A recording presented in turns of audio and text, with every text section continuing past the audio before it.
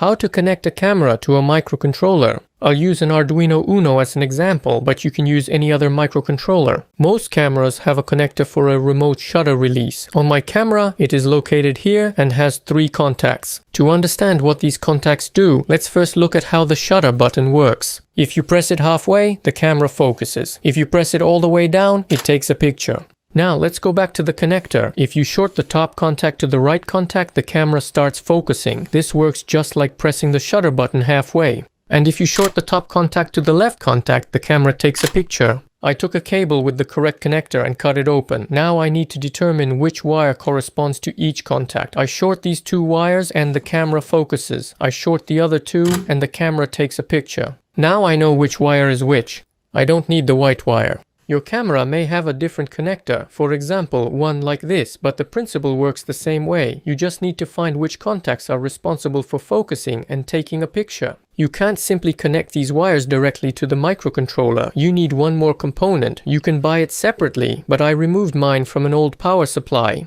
It's this small component with 4 pins, an optocoupler. How does it work? On one side, there is a light-emitting diode. When voltage is applied to it, the diode lights up. On the other side, there is a light-sensitive element that starts conducting current.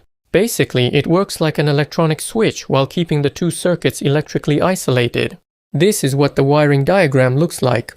I'll also need a 330 ohm resistor to avoid damaging the microcontroller. I solder the resistor to one pin of the optocoupler. The other end of the resistor goes to a digital pin on the Arduino. The next pin of the optocoupler goes to ground. On the other side of the optocoupler, I solder the 2 wires that I previously identified as the shutter release contacts. Now the cable for connecting the camera to the microcontroller is ready. For testing, I wrote a simple program that takes a picture every 5 seconds.